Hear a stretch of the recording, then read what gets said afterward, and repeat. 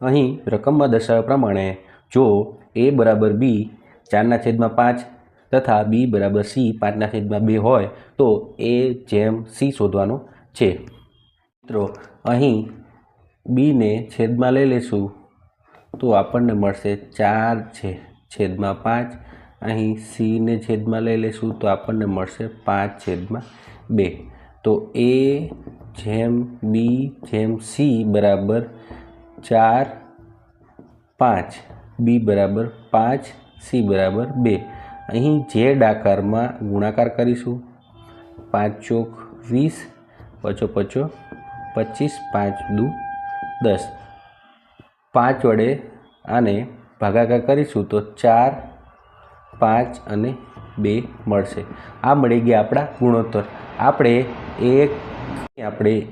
a જેમ c શોધવાનો છે તો a બરાબર 4 અને c બરાબર 2 છે। તો અહીં ગુણોત્તર થશે 2/1, જે આપણો રાઈટ આન્સર રહેશે।